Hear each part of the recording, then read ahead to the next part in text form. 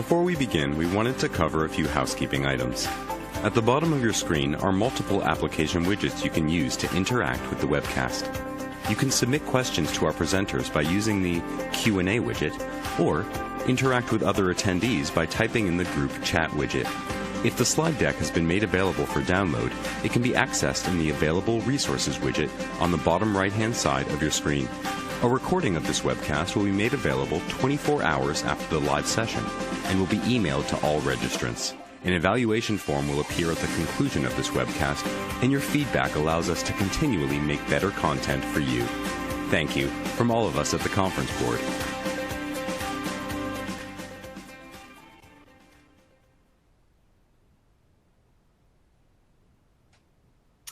Good morning, good afternoon, good evening, depending on where you are in the world, and welcome to Day 2 of the Conference Board's Corporate Citizenship and Philanthropy Toolbox Conference. We're really glad you're here, and we're really happy that you prioritize this learning experience to start your day.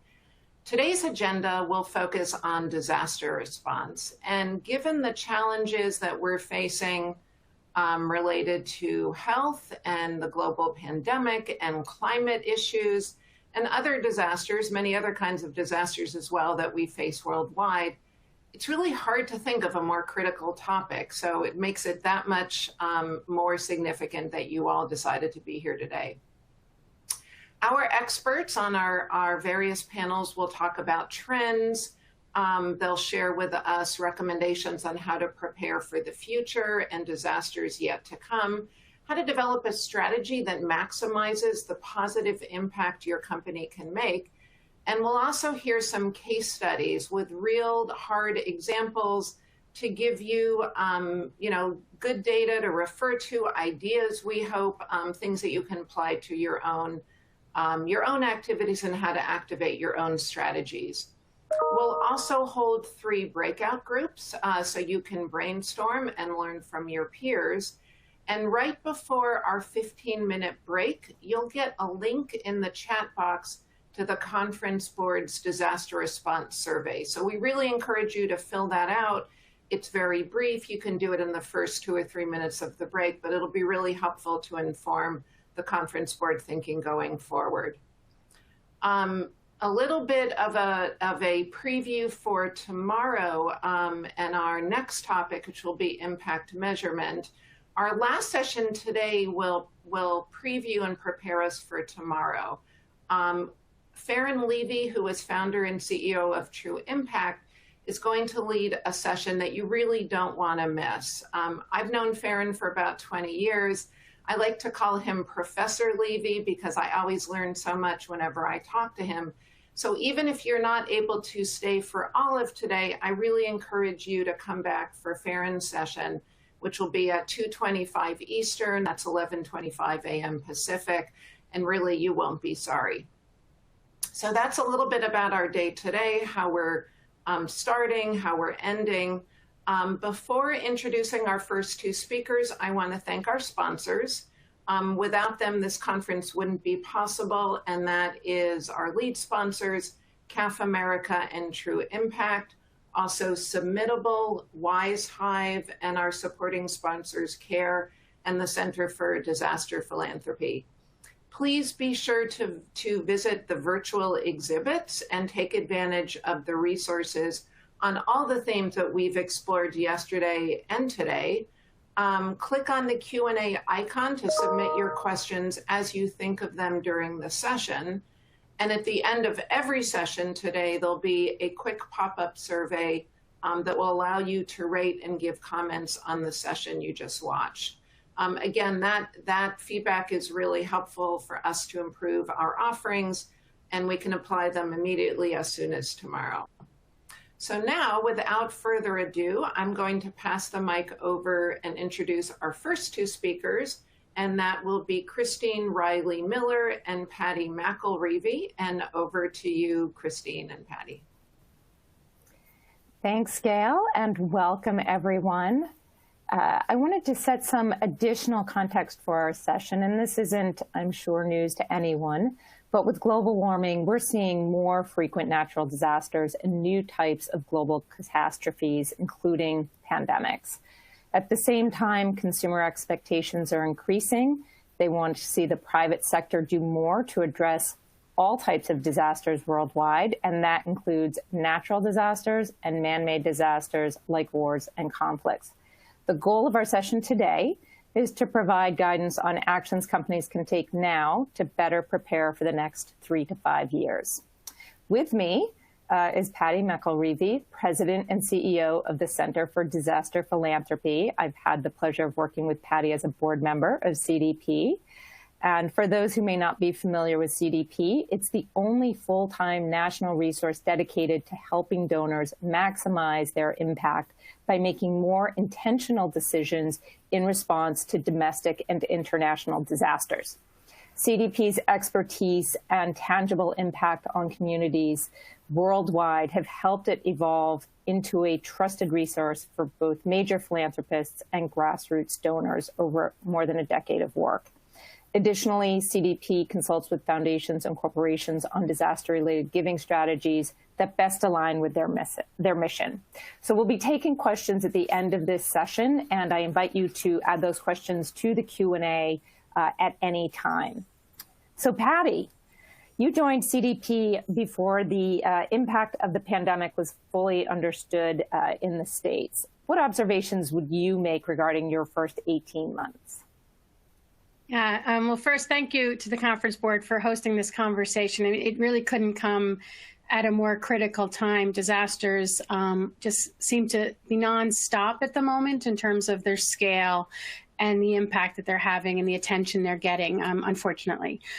So joining CDP when the pandemic was first starting to get known or recognized as a threat to the United States, in many ways, people are like, oh my gosh, that must have been the worst, craziest, weeks of your life. But to be honest, those of us who track disasters, we knew this was coming. We were worried about it already. It was, when I had started, it was still considered an epidemic. But unfortunately, the spread was such that we were pretty certain that it would go to pandemic levels if you were listening to WHO, the World Health Organization, and others. And so, I mean, that one underlying thing I really want to iterate in this in this session today is listen to the experts. They often are able to give you a lot of that pre-warning. They can tell you when things are possibly coming and when they're getting worse, and what it might look like. And for the pandemic, a couple of things I think were really critical for CDP and our positioning was we also knew this was going to impact people beyond PPE, beyond masks, beyond healthcare workers. And that was where initially a lot of the focus was, a lot of the attention was on those areas. And those were critical. But as everyone knows too well now, a disaster impacts so many aspects of your life and can vary from person to person, neighbor to neighbor. We talk about communities, we talk about towns, we talk about states and countries and all having different impacts. But realistically, it impacts me differently than it impacts my next door neighbor. And that's true for every type of disaster. And I think within our pandemic response, CDP was really aware of that and exploring that from the very first day in our conversations to inform donors, look holistically, look for how this connects to your own mission. There are going to be needs across the board, across the sectors, and we need to keep that aperture very wide in exploring that. And so that's one of the things definitely we've been looking at within it. It's also really trying to, in a way, see the silver lining of this moment in recognizing that everyone across the globe now knows what it feels to be in a disaster. In the past, some of us have been lucky enough to be able to just watch a disaster unfold on our television set or to have it be somewhat removed, and we can be empathetic, but it's not personal to us. And now we all know what it means to be inside a disaster. Which will hopefully help people in their strategic planning and thinking about how they assist others within their disasters. And we'll get into some of those conversations today about how do you help. And disasters are very personal, they're very emotive, and that's the truth of it. I think the last point I would make related to this 18 months, this pandemic that unfortunately doesn't seem to want to go away, is that there's a timeline. And even when you're in the midst of the disaster, that timeline continues to shift. And the recovery, the response, when does it start? When does it end? I'm hoping that people take away from this time, there is no tidy timeline. There's no before, after, during. It's going to vary so individually. But it's also, for some, it will take a decade to recover from how a disaster impacts them. For others, it might just take a month. And that's not always related to the actual disaster. It's related to their own vulnerability, their own situation, and what that disaster has done to them. So I'll turn it back to you. Great. Thanks, Patty.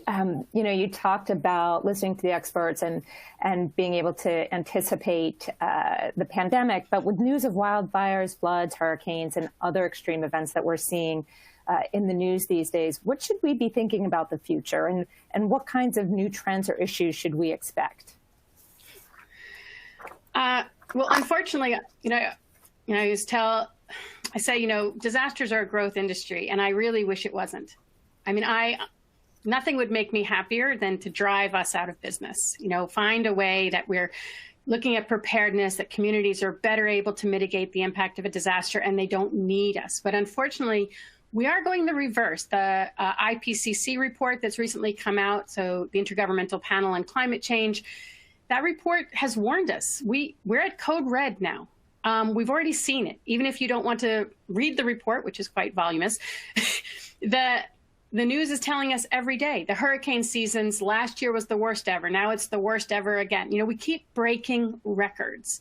Wildfires are spreading to states they haven't been problems in before. Countries all over the world are being impacted by drought, by floods, by larger storms than normal, by areas that haven't been impacted in the past. And that's pretty much the earth telling us, we're not so happy with y'all and our rental agreement. And this is a challenge, because if we want to be here, we have to both invest in the response to the disasters, but also in the mitigation and the preparedness for it. And that's going to be a challenge to all of us. So I think, what are the trends? One of the trends is that I'm concerned of it's going to keep getting worse. And I'm hopeful that people will open their hearts and their wallets larger to try and address these issues, because it is going to come around to too many of us. And these disasters are concurrent. People currently that are affected by Hurricane Ida, they're not impacted only by Hurricane Ida. They're impacted by the pandemic. That hasn't gone away in those states that were, having flooding or the heavy winds. They haven't recovered from Hurricane Laura and Zeta last year already in the Gulf Coast. So, if I'm in the DC area when the hurricane was coming our way, we're saturated. There's already so much happening, and that just constant drain on energy, but also interest, right? We can, one of my fears is a hardening of, I can't help, it's too many demands, it's too many needs. And we have to really fight against that, because as the pandemic has shown, disasters don't respect borders. They don't respect communities. Those are false, those are human-made parameters. Disasters are going to go where they go, and they're going to impact people. And so how do we ensure that we are looking at that wider need and doing what we can to stem disasters, to mitigate them, to not have them be as impactful as they can? What can we do to redress vulnerabilities in advance? Some of the systemic and structural, marginalizations and inequities that exist in the US, but also around the world, if we address some of those before a disaster strikes, those populations will be less impacted. They will have less, because what is a disaster? A disaster is when a hazard meets a vulnerability. That's the disaster. So if we can decrease vulnerabilities, at the same time we're decreasing hazards, we will have less disasters. There will be less time for them to meet. The other thing I just want to highlight there, another concern I have for trends, is exhaustion. The industry of response agents, of recovery agents, they're tired. It's a nonstop, number of disasters that are striking communities, that are impacting, and they need resources to, both maintain their sustainability but build their capacity. And so, that's one of the concerns I have is also, are we looking at that long term? Are we looking at longevity and ensuring that in our support, in our giving, and in our caring, we're looking at long-term needs, not just of the populations and the communities being served, but those who are doing the serving as well. Patty, that's a great segue to our the first little break we're going to take, which is we're going to take a poll of the audience and get your feedback. I was struck by the comment that you made that timelines have no time, that disasters have no timelines. There's no beginning, during, and end. And when disasters strike, donors often focus on that immediate support and funding for those urgent needs of food, water, shelter, medical care. But once the news coverage ends, people tend to shift their attention away from the disaster, and there's a struggle to meet those, to meet the needs long term, financially helping families, individuals, and community recover their physical, social, emotional, mental, spiritual well-being.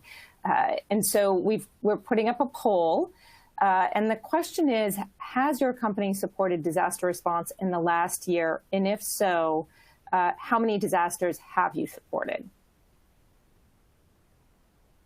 And I think that poll should be live, though I can't see it. Okay, great. I've got confirmation that it's live. We've got some good responses coming in. Thank you, everyone, for your participation and feedback. I'll give a minute for those responses. And Patty, perhaps while we're waiting, we can talk a little bit about, expectations on companies to respond to these growing number of disasters. What steps specifically should companies take so that they're prepared when disasters strike? I mean, that's such a great question. And I think it's the same approach they would take in their regular work, which is strategy. Strategy will help them define what are the ways that they can help, where do they want to help, how do they want to help, what are the, so I think, it's that whole expression, culture eats strategy for breakfast, right? If you don't have a pre-existing strategy on how your organization is going to assist and support in disasters in advance of doing your support, you are going to have a lot of staff saying, what are we doing? What are we doing? What are we doing? And there's going to be pressures, or there's going to be decisions made by leadership based on something that they're thinking and localized to their needs or their neighborhoods. And you may not have enough funds to make it through the year with that approach, right? Because that is not strategic, and you may just wind up not having the impact you wish to have. And that's where, for me, it really is the very tools you use in planning your regular day-to-day business. That same tool, turn it on the disaster space and say, what aligns with our mission? What aligns with our values? Do we have a few pre-existing partners we want to go ahead and research and build relationships with and have clarity on how we might help them and what we might need from them in advance of a disaster happening, what we might need from them in the first 24, 48 hours, and what they may be able to expect from us within that time frame? Do we have a focus on communities, like geographical areas where we have more clients or geographical areas where we have more employees? What are some of those parameters? A budget would be helpful. But I also think with the growing number of disasters, I have seen a lot of corporate foundations revisit their budgets and explore increasing that. You don't have to have a standalone staff of experts. There are organizations like CDP that can provide a lot of that expertise. We can also help you think through your strategy, but there's others who can do it as well. So it's just about trying to find those individuals who have that expertise and help you navigate that space. And some organizations have, a team themselves who do it. So I think it's a question of just challenging yourself on those items and having leadership buy-in, right? And having that transparently communicated. This is what you can expect from us. This is what we're going to do as an organization. This is where our values align and what we're committed to. So I think that's a definite step that organizations should look at is that strategy. And I know we're going to get into maybe some of the other ways that strategy could unfold. So I'll leave it there in terms of that broader base of strategy is what's really needed. Great, thank you. And I'll share the results of our poll. Again, thank you everyone for participating. So it looks like, interestingly, 39% of participants or of the audience supported between 3 and 5 disasters, and 39% also supported more than 5 disasters. So we're pretty evenly split on the 3 to 5 and more than 5, with 14% supporting less than 3 and about 7% either no response or didn't know. So again, thank you everyone. It looks like we have a lot of folks on the call who have some experience with supporting disasters. And, there's a lot of ways that companies can help. But what is the best way that a company can help, and how can and should companies leverage assets beyond just cash, which is, I'm sure, always welcome? Yeah. So, cash is king. It is nimble. It is, mobile. It's allows a lot of the decision-making to be made at the local level, as I said, the way I'm impacted versus my neighbor varies. So if you come in and I needed something that you're able to give me, it may not be what my neighbor wants. And so what she's left without, right? So that's why cash gives so much of the choice, the agency to the people who are actually impacted. So I'm going to just underline that. Cash is always the best. But in addition to that, I know that there's a lot of other skills and supplies that many companies have at their disposal that they want to try and help with, they want to try and give. First and foremost, though, make it part of your strategy. If you are going to give skills or you are going to give assets or materials, have it be part of your strategy. Have it be connected to a few items. For example, have you done a market survey, otherwise known as a needs assessment in a crisis situation, a disaster? You wouldn't enter a market without having an analysis of the market and whether they want your goods. It's exactly the same in a disaster. Don't show up with a whole bunch of fridges in a location that's just lost its electricity for a month. People don't want them. They don't need them. But they do need possibly more generators and fuel, right? So do a market survey. And if you're not able to, connect with organizations that are disaster experts that do it. We call them needs assessments, but it's the same thing. We are assessing what are the needs at the local level. Additionally, look at your supply demand, right? Connecting it to your market survey. Don't be supply driven. If you're supply driven, you're going to put a lot of burden on an organization to have to possibly warehouse and figure out how to distribute your items. That's going to pull them away from the crisis they're actually already responding to. So you don't want to be a burden to the organizations who are responding.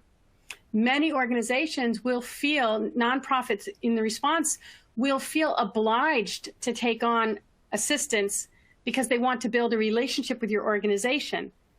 So have those conversations in advance so they feel comfortable to say to you, actually, that's not what we need this time, but thank you, but you can send it here or do something else with it.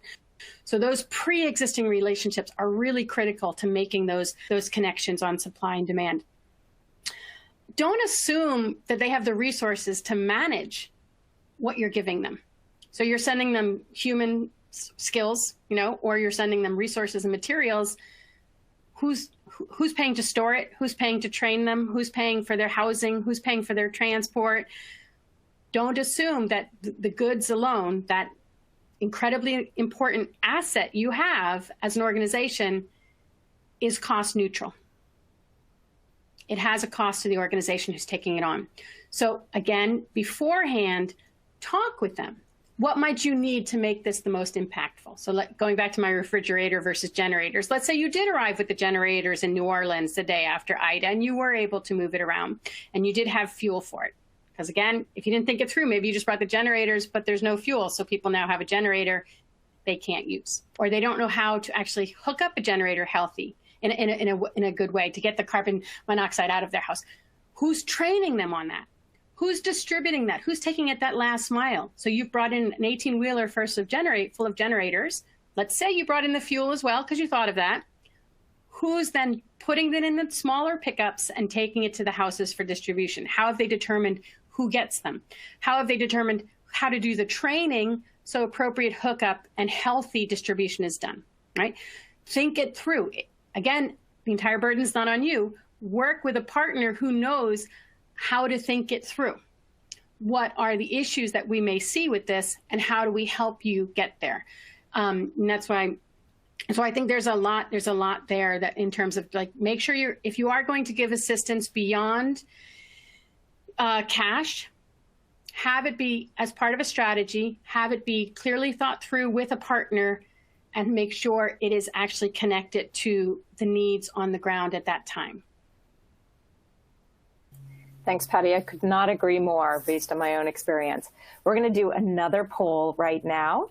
And so the question is, as a follow-up, does your company have a disaster giving strategy or plan? And we'll give folks a minute to respond to that.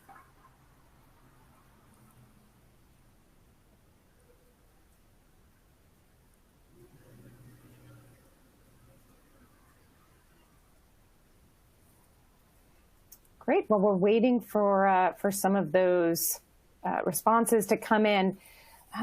When you reflect, Patty, on the past 5 years versus the next 5 years, what are your thoughts? How has disaster philanthropy changed? Well, it's interesting. When I joined CDP, a year and a half ago, we had just had a new strategy approved for ourselves, our own strategy. And one of the things that came out in the consultant's review was there's no such thing as a field of disaster philanthropy. I guess I would challenge that to a degree to say, well, if anyone is helping communities with addressing vulnerabilities, they are working in disasters, whether they recognize it or not, right? So part of it is, what story are we telling? And how have we told the story well enough or convincingly enough that individual organizations understand the impact they are having every day on disaster philanthropy? Because, one of the things that you'll often find is in the international arena with governments is they won't fund disaster risk reduction, right? Because there's nothing exciting to be seen in that, right? Their prime minister can't get on the news and say, we're sending so many millions to this country to help with this disaster that's helped. Instead, it's we gave so many millions and that disaster didn't hurt anyone. And it's harder to convince it because it's harder to convince the public back home, right? There's a whole connectivity to why that narrative exists. But I do think we need to own that better in the disaster field. We need to say, if you're addressing, if your programming is addressing social inequities, economic development, livelihoods, supporting communities, helping mitigate vulnerabilities, I'd like to think you're a disaster philanthropist because you are helping stop that hazard meets vulnerability that creates the problem. And so, if your industry has switched over to, carbon neutral or that's also decreasing vulnerability. It's not just what you're helping with communities. All of those things aid us in making sure that we don't have as many disasters. And for me, we should be proud of that. We should own that. Disaster philanthropy shouldn't just be, I helped after. It should also be, I helped these communities not be impacted. I help these communities on the long haul of recovery, and in a way that they weren't, that they were able to weather that next storm better. That's all connected to disaster philanthropy. So for me, the change is over the past 5 years is more, how do we tell that narrative better, that communities, that corporations, that foundations all connect better with mitigating threats, decreasing vulnerabilities, and helping people thrive, and seeing that as connected to the longer term needs of disaster philanthropy, which is putting me out of business. Well, and I wonder, Patty, too, if, as you said, disasters have become more personal to many of us over the past 18 months. Mm-hmm. It will be easier to reframe that story as prevention, the importance of prevention and disaster preparedness. But switching to what happens after a disaster. So CDP really tries to balance response and recovery. But how do we tackle that and strike the right balance? Right. Well, I do want to call out that I'm really happy to see that the majority of people seem to have a disaster strategy. So I think that's really valuable. And I guess that then tying to my response is your strategy only for the immediate term? Because as Christine started off in her remarks, when the media is there, when the attention is there, when the images, just evoke our empathy and our desire to help, we're all very willing to send some money or do a drive of some sort to try and help send goods down, though, of course, hopefully planned with a strategy. The challenge is that is not enough for those communities. The recovery takes years, not weeks, not months, years. And so how are we ensuring that the attention, the focus, the funding is flexible enough to go for that recovery phase? One of the things CDP does is we actually act as a piggy bank for a lot of the funds that we receive. We hold it. We receive it in the early days, and then we hold on to it and wait until those organizations on the ground, the nonprofits, those are the closest to the communities, are telling us what strategy, what plan they have for recovery with that community. And it may look entirely different than the response phase. It can look, for example, one of the things we did under COVID-19 was we funded census education information. And you might be like, how did that help? Well, because for that community, the recovery from COVID is the larger picture of how they are counted for health in general. How are they seen by their state, by the federal level? And so recovery can look very different than the response phase. It could also look very similar. It could be a recovery of a roof or something like that. So there's definitely aspects of that we try and balance. We try and keep the mindset on. And it's about just reminding people response is important. The immediate days are important, but recovery, that's the real lift for those populations. It's great to get a meal and water on those first few days, but if I don't have my car has been lost, I've lost my job now, or I can't get my children to school, or if my children's school has been damaged, what am I doing about their education? I don't have a computer. Those are all recovery programs. Those are all things that are going to help with that long haul. And we just had the 20th anniversary of 9/11. 20 years later, there are people still recovering from that disaster, from that attack.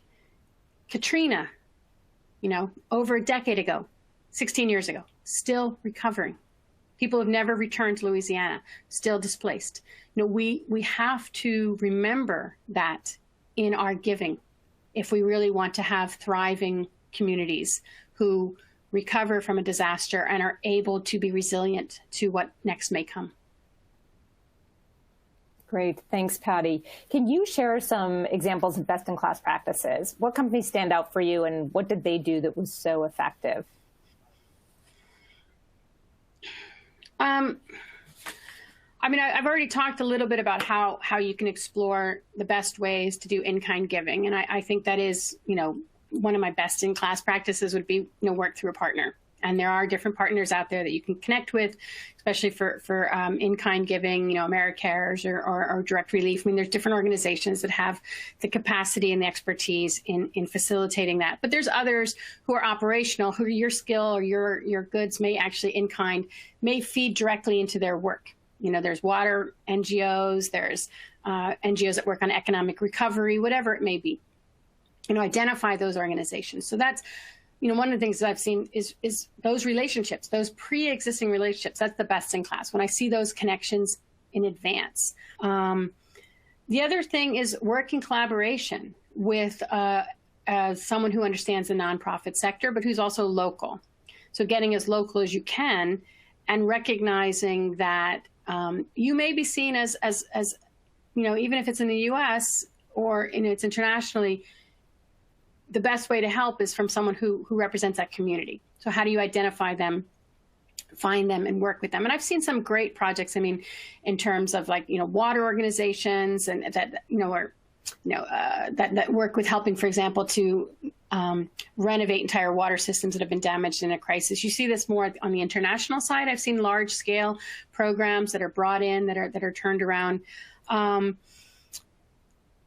look at corporate assets. Are there assets that you have that are easier to, if they gain access to? So for example, United, UPS, both really great examples of organizations that give seats on planes, or transport goods. They don't tell you what goods they're going to transport for you, right? They're just saying, I have this plane. Do you want to use it to get to this location? And so those are really great practices, using intermediaries to ensure that is done, is utilized, setting up those pre-existing relationships. And I think the other thing is really just that thinking long-term. I can't iterate that enough, how important it is to not just think of today, but to think in that long-term support. So some of those are great best-in-class practices that I've seen in terms of just really thinking outside the box. Employee assistance programs is another way where we see real giving increase, right? So we have organizations, CDP, for example, has a relationship with one large tech organization.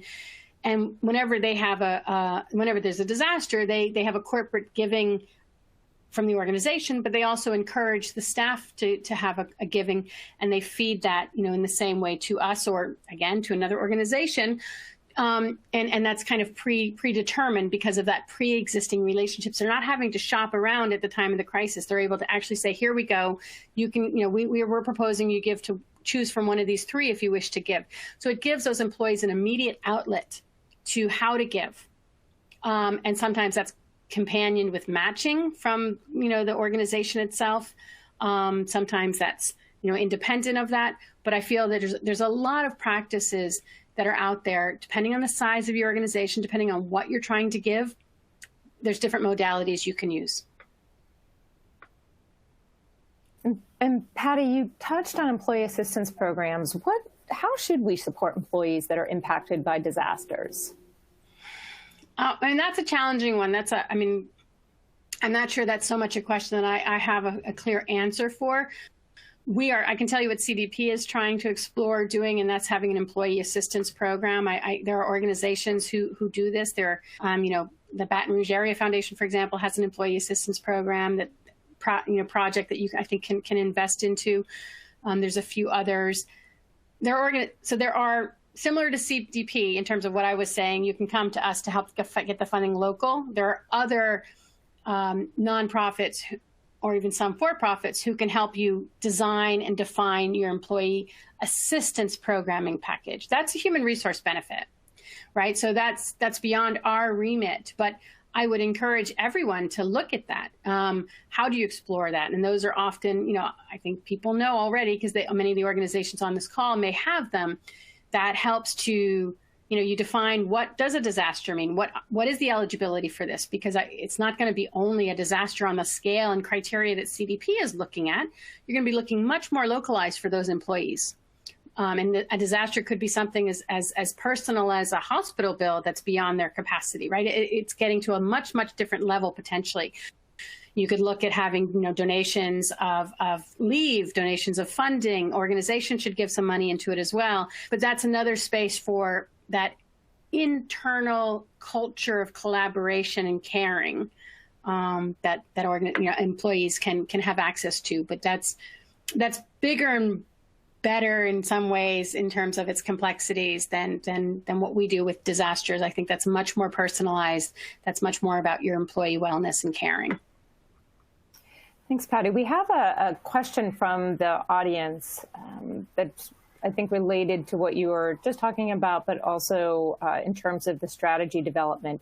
What types of criteria do you suggest in determining whether to provide support for a disaster, the level of support, funding partners, employee customer engagement?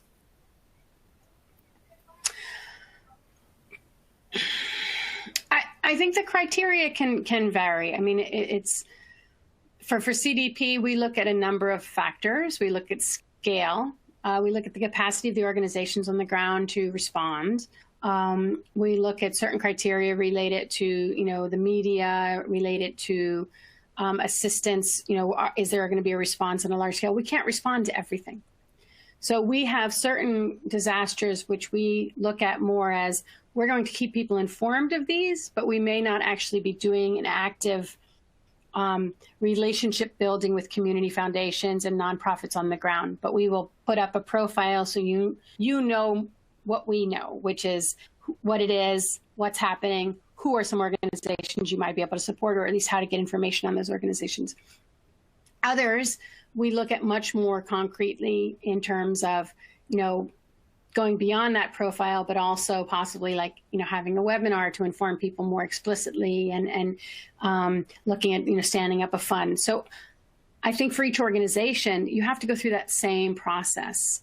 And I gave a few items that I think would be valuable. I mean, in your strategy, are you looking, what are your criteria? They might be geographical.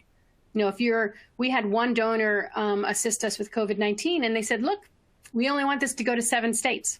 We want this assistance to be profiled into these 7 states because that's where we have our biggest client base. That's where the majority of our employees live. And that was their criteria. It wasn't our criteria, but we said, fine, we can accommodate that because of the scale of the gift. But I do think that those are criteria organizations set for themselves. I mean, definitely, the scale of the crisis and the number of people affected are big things. But you may want to help with a mass shooting event in your community. That would not be something CDP would assist with, right? But we have profile information on how to help you, think through what might be some impacts of that. So, but that's not an area where we help. So I would say that I don't have a set answer for any organization. I'd be happy to talk with anyone and help them understand their own mission, their strategy, their connections, and what criteria they may want to develop. But that criteria has to be your own. You have to define that for yourself. And Patty, thank you for that. I'll add, just from my own experience in developing disaster response programs in my role in corporate, is that we do the same thing. We look at what that footprint is. Do we have a presence there? Do we have, whether it's retail stores or restaurants, how many employees do we have? Do we have a big sales base? Do we have a headquarters there? And we look at the scale of the disaster as well. Like, how much of an impact was it? So years ago in Haiti, for example, we didn't have I was working with a company that did not have a footprint in Haiti, but the scale of it was so significant at the time that we contributed to it. So I think, you look at where you need to support the communities where you live and work. And to your point, you can't support every single community, especially as the scale and sheer volume of disasters continue to increase. We have another question, which is, do you know of any other community foundations that help with assisting in setting up employee assistance programs? To be honest, I don't. I know of, BRAF does it. I know there are 2. I know KPMG does some assistance in this area. There's another one, I think Employees First, but I don't know another nonprofit. I mean, that's a question for you, Christine. Do you know any, or even people who are on this call, if they know some, maybe put it into the chat. Yeah, we set up a separate foundation specifically to support employees in the event of disaster. And you may recall, Patty, after Katrina, there's that special IRS code where you can give employees money without the tax burden. So we set up a separate trust And then we had a whole process that we followed. We used a law firm to help us set that up, so we were sure that it was consistent with those IRS guidelines. And then we had an application process that employees would complete, and then we had a board that governed it, and we had a set of criteria to make the decisions about how much we would grant and how much we would gift. And within, correct me if I'm wrong, I think if you there are only certain things that you can cover as part of that contribution. So it has to be immediate needs of food, food, shelter, clothing, et cetera. Right. We have a suggestion from the Q&A that in response to this question, which is to reach out to local community foundations, engage their interest. E4E Relief, I've worked with them as well, or I know them, I haven't worked with them specifically, the Employee Assistance Foundation. So great resources in the Q&A. Thank you. I think we've got a few more minutes, and it looks like we don't have any additional questions from the audience just yet. So Patty, what other advice or guidance would you share with the audience? Well, I mean, I would say E4E is a great group. We've talked to them as well. I know that they do quite a lot of assistance, so I just plug behind the support for that. I guess one thing I would say is be reflective. I feel that in a disaster, we all want to help. We all want to get in there. There's going to be some guilt about not being able to help everywhere, do everything. And so when you look at helping, just try and take a moment to be reflective. And that's why you have, the importance of doing strategies, right? You don't want to plan in the middle of the crisis. You want to plan beforehand so you can take that moment to be reflective and really think through. Another one is find your partners and then respect and trust them. Give unrestricted funds, give nimble money, work in partnership with them in how to help more broadly. And exploring how to, possibly have them be a conduit for some of the other ways you want to assist beyond cash, right? And work that through. So respect and trust them. I mean, it is a profession in the same way that individuals on this call have chosen, possibly a more corporate profession. Some others have chosen nonprofit.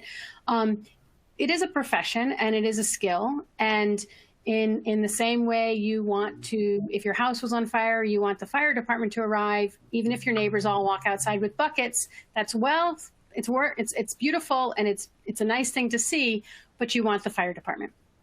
And so that's where, just remembering that there is a skill in the disaster industry and to trust them, to work with them, find them, trust them, and respect them.